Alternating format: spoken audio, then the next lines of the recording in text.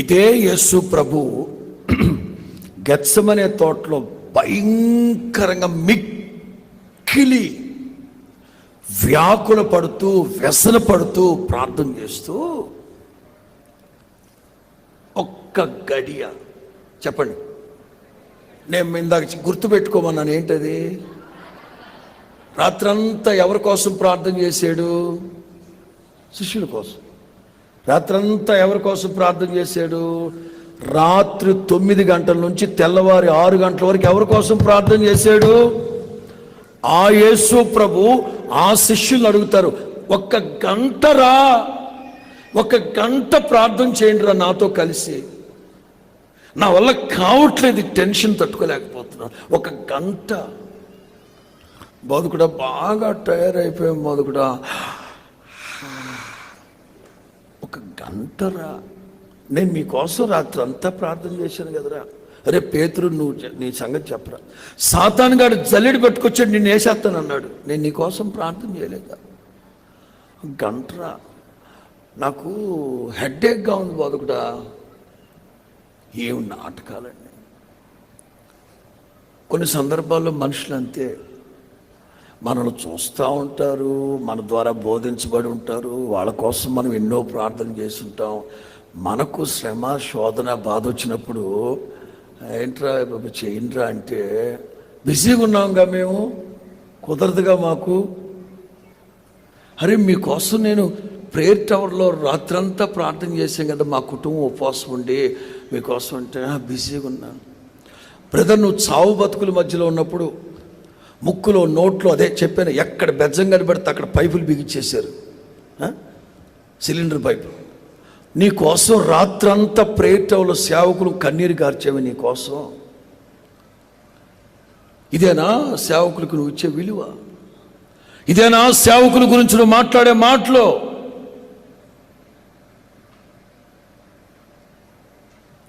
మరణపు బొల్లును విరవాలని, ఆ మరణ ద్వారం నుంచి నిన్ను బ్రతికించాలని, మీ కుటుంబాలు కట్టబడాలని రాత్రింబగళ్ళు దేవుని పాదాల దగ్గర కన్నీరు కార్చి రోజుల తరబడి రాత్రింబగళ్ళు ఏడ్చి ప్రార్థన చేస్తూ ఉంటే ఇదేనా యేసు ప్రభుకి మీరు ఇచ్చే విలువ? పేతురు, నీకోసం నిన్నే సాతాను గాడు వచ్చాడు, జల్లెడి తెచ్చాడు నీకోసం, నేను నీకోసం ప్రార్థన చేశాను. ఈ ఒక్క గంట నాతో ప్రార్థన చేయాలంటే చేయలేవా? సేవకుల కోసం ప్రార్థన చేయలేరా మాత్రం? ఏం సిచ్యువేషన్ ప్రభుది అక్కడ? ఆ రాత్రి ఏం జరిగింది? గెత్సెమనే తోటలో రక్తం చెమట గ్రంథుల్లోంచి కింద పడుతుంది. రక్తం చెమట గ్రంథుల్లోంచి కింద పడుతుంది. రక్తనాళాలు వేరుగా ఉంటాయి, చెమట గ్రంథులు వేరుగా ఉంటాయి, వేరుగా ఉంటాయి. చెమట గ్రంథుల్లో నుంచి రక్తం వస్తుందంటే రక్తనాళాలు ఏమైనట్టు? ఆ డాక్టర్ అమ్మ చెప్పమ్మా, ఏ టెన్షన్ అది? Hyper tension. ప్రభువుకి జరగబోయే పరిస్థితిని తలంచి హైపర్ టెన్షన్తో రక్తనాళాలు చిట్లిపోయినాయి. ప్రభువుకి రక్తం గారుతుంది చెమట గ్రంథుల్లోంచి. ఒక్క గంట ఎన్నిసార్లు అడిగాడు ఆ మాట? 3 సార్లు. ఒక్క గంట ప్రార్థన చేయండి రా, సేవకుల కోసం ప్రార్థన చేయండి అర్రా. మీకోసం నేను ఎంత పోటుపడి ఉంటాను, మీకోసం నేను ఎంత ప్రార్థన చేసి ఉంటాను. నడి సముద్రంలో మీ పడవ మునిగిపోతుంటే నేను ప్రార్థన చేసుకుంటున్న వాడిని నదిలో సముద్రంలోకి దిగి రాలేదు మీకోసం. సమయమైన అసమయమైన మీ కొరకు నేను దిగి రాలేదా? ఇంత మీకోసం ప్రయాసపడుతుంటే నా కోసం నాతో కలిసి ఒక్క గంట ప్రార్థన చేయలేరా? నేను తలంచుకుంటా ఉన్నాను, పోయిన సంవత్సరం ఈ 22 అప్పటికే 4-5 రోజులుగా నాకు అస్సలు బాగాలేదు. అప్పటికే 4-5 బ్రదర్స్కి బాగలేదు, సిస్టర్లు అందరికి బాగలేదు. అక్క అయితే ఆల్మోస్ట్ 2 రోజులు లైవ్కి రాకుండా అబద్ధం చెప్పి సిస్టర్లకు బాగలేదు, నేను వాళ్ళ దగ్గర ఉన్నానని చెప్పింది అబద్ధం, తనకే బాగలేదు. ఆ టైంలో నేను కూడా బాగలేకుండా మంచం ఎక్కితే నాకు బాగలేదని తెలిస్తే అందరూ కృంగిపోతారేమోనని చెప్పి నేను ఎట్లా నటించాను తెలుసా? 4-5 రోజుల పాటు నటించాను నేను. నా వల్ల కాలేదు. ఇక చివరికి పిల్లలు లేదు టెస్ట్ చేద్దాం. ఈ 22వ తారీఖు మధ్యాహ్నం టెస్ట్ చేస్తే పాజిటివ్. ఏం చేయాలి? అసలు ఎంత పర్సంటేజు ఆ వైరస్ లంగ్స్లోకి వెళ్ళిపోయిందో తెలియాలి, బ్లడ్ టెస్ట్ చేయాలి. తెల్లవారితే పుట్టినరోజు, రాత్రి 11. టెన్షన్. ఇక నాకు ప్రాణం పైనే పోయింది నాకు. అయిపోయింది. అప్పటికే జ్యోతిరాజు గారికి బాగాలేదు. ఆల్మోస్ట్ అతని వీడియోలు చూస్తున్నాను. అతని కోసం చాలా ప్రయాసపడ్డాం. ఇక నాది అదే గతి అయిపోద్దేమో అని భయపడిపోయాను. ఈ బాదం చెట్టు ఉంది చూడండి, బాదం చెట్టు. ఈ బాదం చెట్టు కింద కూర్చున్నాం. అంటే ఆ రూమ్లోకి ఎవరు రాకూడదు కదా, వైరస్. ఇంకందుకని అందరూ ఆ పిల్లలు డాక్టర్స్ అందరూ కూర్చున్నారు. ఏం చేద్దాం. వర్షం, ప్రచండమైన వర్షం. రాత్రి 11. బ్లడ్ టెస్ట్ చేస్తే గాంధీ ఏమీ చేయలేని పరిస్థితి. నేను వెళ్ళటాకే కుదరదు. ఏం చేద్దామని ప్రియాంక్ కుమార్ వీళ్ళందరూ ప్లాన్ చేసి మొత్తం మీద ఎవరినో బ్లడ్ టెస్ట్ చేసేవాడిని పిలిపించారు. వాడెక్కడ కూర్చున్నా రాదే, ఆ నీడిల్స్ విరిగిపోతున్నాయి. ఏం చేద్దాం, అంతకండా బలవంతుణ్ణి.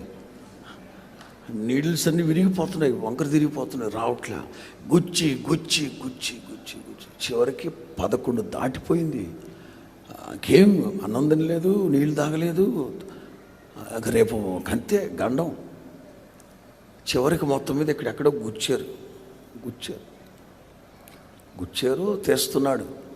వాడు చంద్రమండలానికి వెళ్ళేవాడు వేసుకొచ్చే డ్రెస్సు, ఆ బ్లడ్ తీసేవాడు. వీటిని లాగాడు బయటికి, తీస్తున్నాడు. నేను కుర్చీలో కూర్చున్నాను. వీళ్ళందరూ నా చుట్టూ ఉన్నారు. లైట్ కొంచెం తక్కువ లైటింగ్ ఉంది అక్కడ. ఆ అబ్బాయి నీడబడి ఉన్నది దాని మీద, నా చేతి మీద. కాసేపు అయింది, 1/4 గంట అయింటుంది. నాకేమో ఇక ప్రాణం పైనే పోతుంది, గుండె చప్పుడు ఆగిపోతుంది, వీక్ అయిపోతున్నాను. ఆ క్షణానికే ఏం జరిగిందో తెలియట్లా. కళ్ళు బయర్లుగా మేస్తున్నాయి. ముందు ఎవరున్నారు కనిపించట్లేదు. మస్క్ అయిపోతుంది, కళ్ళన్నీ మస్క్ అయిపోతున్నాయి. ఏం జరుగుతుంది నాకు? అయిపోయింది బాబా. 12 కూడా దాటేటట్లేదు నా జీవితంలోని. నాకు బయలుగా మేస్తున్నాయి. ఎందుకు ఎటు చూశాను. చూస్తే వాడు పెట్టిన అది నిండిపోయి, తీటాకి పెట్టాడే, అది నిండిపోయి రమారమి ఒక 50 ml, జస్ట్ 50 ml వరకు కింద పోతా ఉంది నా రక్తం. వర్షానికి పడుతూ ఉంది, కింద కొట్టుకొని పోతా ఉంది. ఒక 50 ml, 100 అని అబద్ధం చెప్పడం కానీ. ఎందుకంటే ప్రాణం పోతుంది నాకు. నా ప్రాణం గాల్లో తేలిపోతుంది, కళ్ళు బయలుగా అమ్మేసాయి. అంత బ్లడ్ ఒక్కసారి తీసేసరికి నాకు, వాడు తీస్తే పర్వాలేదు, కింద పోయింది మొత్తం. ఇంకంతే. నేను వెంటనే చేతులు దులిపేసుకొని, నన్ను ఇక్కడ వదిలేసేయండి, నేను ఇట్లా వదిలేసి దూరంగా వెళ్ళిపోండి అందరూ అన్నాడు. లేదని చెప్పి బ్రదర్స్ అందరూ ఇంకేం పట్టించుకోకుండా ఒక 6 బలవంతంగా నన్ను తీసుకెళ్ళి మంచం మీద పడుకోబెట్టి కాళ్ళు 2 పైకెత్తారు. ఒక అరగంట సేపు పైకెత్తి పెడితే అప్పుడు బ్లడ్ సర్క్యులేషన్ అంతా కిందకు. నేను అంటాను, జస్ట్ 50 ml కూడా కాదండి, 10 ml అనుకున్నాం. 10 ml, జస్ట్ 10 ml బాడీలోంచి బ్లడ్ తీస్తేనే నా ప్రాణం పోతుంది. పైనే చచ్చిపోయేవాడిని ఆ రోజు. 11:45 అయింది. అప్పుడు అక్కను పిలిపించి 12లోకి అడుగు పెడుతున్నాను. 12 దాటుతున్న చిన్న ప్రార్థన చేయండి. రేపు ఉదయానికి బతికుంటే ఆరాధన, లేకపోతే పరదేశులము. నాకు తెలుస్తుంది, నా సిచ్యువేషన్ నాకు తెలుస్తుంది. నేను ఉన్నది ఉన్నట్లుగా చెప్తే కంగారు పడిపోతారేమోనని చెప్పి 10 ml బ్లడ్ కింద పోతేనే నేను అల్లాడిపోతే, ఆ రోజున యేసు ప్రభుకి బ్లడ్ వెజల్స్ అన్నీ చిట్లిపోయి చెమట గ్రంథుల్లోంచి రక్తం వచ్చి పడుతుంటే, ప్లీజ్ రా, 1 గంట పేతురు, 1 గంటరా, నేను మీకోసం ఎంత ప్రార్థన చేసి ఉంటాను రా. అర్థమవుతుందా? ఒక్కోసారి నా అనుకున్న వాళ్ళు కూడా ఏమాత్రం మనకు సహకరించరు. దీన్ని అంటారు గ్రేట్ ట్రయల్స్. జస్ట్ కోతవేడు దూరంలోనే ఉన్నారు, రాతివేత దూరంలోనే ఉన్నారు. పదే పదే ప్రభువుని బ్రతిలాడుతున్నాడు, పదే పదే ప్రభువుని బ్రతిలాడుతున్నాడు. They won't listen. చదవండి ఇప్పుడు ఆ మాట.